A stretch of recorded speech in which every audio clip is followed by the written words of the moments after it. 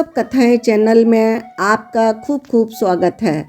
आज हम गीता जी के अध्याय 4 का भाग 2 का पठन प्रारंभ करते हैं। श्री कृष्ण भगवान कहते हैं, जिस यज्ञ में अर्पण भी ब्रह्म है और हवन किए जाने योग्य द्रव्य भी ब्रह्म है और ब्रह्म रूप कर्ता के द्वारा ब्रह्म रूप अग्नि में आहुति देना रूप क्रिया भी ब्रह्म है, उस ब्रह्म कर्म में स्थित रहने वाले योगी द्वारा प्राप्त किए जाने वाले फल भी ब्रह्म ही हैं।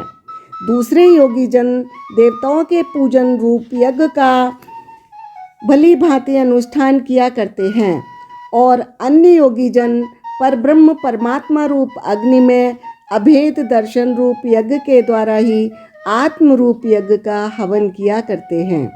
अन्य योगी जन श्रोत्र आदि समस्त इंद्रियों को संयम रूप अग्नियों में हवन किया करते हैं और दूसरे योगी लोग शब्दादि समस्त विषयों को इंद्रिय रूप अग्नियों में हवन किया करते हैं।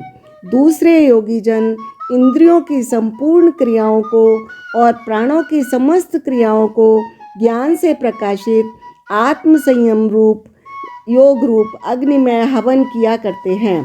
कई पुरुष द्रव्य संबंधी यज्ञ करने वाले हैं, कितने ही तपस्या रूप यज्ञ करने वाले हैं तथा दूसरे कितने ही योग रूप यज्ञ करने वाले हैं और कितने ही अहिंसादि तीक्ष्ण व्रतों से युक्त यत्नशील पुरुष स्वाध्याय रूप ज्ञान यज्ञ करने वाले हैं। दूसरे कितने ही योगी जन अपान वायु में प्राण वायु को हवन करते हैं, वैसे ही अन्य योगी जन प्राण वायु में अपान वायु को हवन करते हैं तथा कितने ही नियमित आहार करने वाले प्राणायाम परायण पुरुष प्राण और अपान की गति को रोककर प्राणों को प्राणों में ही हवन किया करते हैं। ये सभी साधक यज्ञों द्वारा पाप का नाश कर देने वाले और यज्ञों को जानने वाले हैं। हे कुरुश्रेष्ठ अर्जुन, यज्ञ से बचे हुए अमृत का अनुभव करने वाले योगी जन सनातन पर ब्रह्म परमात्मा को प्राप्त होते हैं और यज्ञ न करने वाले पुरुषों के लिए तो मनुष्य लोक भी सुखदायक नहीं है, फिर परलोक कैसे सुखदायक हो सकता है।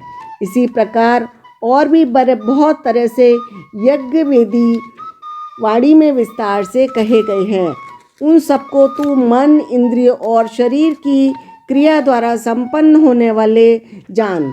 इस प्रकार तत्व से जानकर उनके अनुष्ठान द्वारा तू कर्म बंधन से सर्वथा मुक्त हो जाएगा। हे परंतु अर्जुन, द्रव्य में यज्ञ की अपेक्षा ज्ञान यज्ञ अत्यंत श्रेष्ठ है तथा यावन मात्र संपूर्ण कर्म ज्ञान में समाप्त हो जाते हैं। उस ज्ञान को तू तत्वदर्शी ज्ञानियों के पास जाकर समझ। उनको भली बात दंडवत प्रणाम करने से, उनकी सेवा करने से और कपट छोड़कर सरलतापूर्वक प्रश्न करने से वे परमात्म तत्व को भली भांति जानने वाले या ज्ञानी महात्मा तुझे उस तत्व ज्ञान का उपदेश करेंगे, जिसको जानकर फिर तू इस प्रकार मोह को नहीं प्राप्त होगा। तथा हे अर्जुन, जिस ज्ञान के द्वारा तू संपूर्ण भूतों को निश्चय भाव से पहले अपने में और पीछे मुझ सच्चिदानंद घन परमात्मा में देखेगा। यदि तू अन्य सब पापियों से भी अधिक पाप करने वाला है तो भी तू ज्ञान रूप नौका द्वारा निसंदेह संपूर्ण पाप समुद्र से भली भांति तर जाएगा। क्योंकि हे अर्जुन, जैसे प्रज्वलित अग्नि ईंधनों को भस्म में कर देता है, वैसे ही ज्ञान में यज्ञ ज्ञान रूप अग्नि संपूर्ण कर्मों को भस्म में कर देता है। इस संसार में ज्ञान के समान पवित्र करने वाला निसंदेह कुछ भी नहीं है। उस ज्ञान को कितने ही काल से कर्मयोग के द्वारा शुद्धांतकरण हुआ मनुष्य अपने आप में आत्मा में पा लेता है। जितेंद्रिय साधन पारायण और श्रद्धावान मनुष्य ज्ञान को प्राप्त होता है तथा ज्ञान को प्राप्त होकर वह बिना विलंब के तत्काली भगवती प्राप्ति रूप परम शांति को प्राप्त हो जाता है। विवेकहीन और श्रद्धा रहित संशय युक्त मनुष्य परमार्थ से अवश्य भ्रष्ट हो जाता है। ऐसे संशय युक्त मनुष्य के लिए न यह लोक है, न परलोक है, न सुख ही है। हे धनंजय, जिसने कर्मयोग की विधि से समस्त कर्मों का परमात्मा में अर्पण कर दिया है और जिसने विवेक द्वारा समस्त संशयों का नाश कर दिया है, ऐसे वश में किए हुए अंतःकरण वाले पुरुष को कर्म बंधन नहीं बांधते।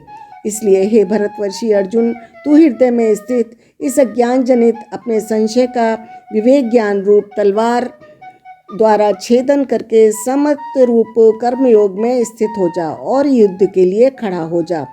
इस अध्याय में सगुण रूप का प्रभाव, योगी महात्मा पुरुष का आचरण और महिमा, यज्ञों का कथन, ज्ञान की महिमा आदि का वर्णन किया गया है। तो चतुर्थ अध्याय संपूर्ण हुआ। राधे राधे। फिर मिलेंगे अगले अध्याय में।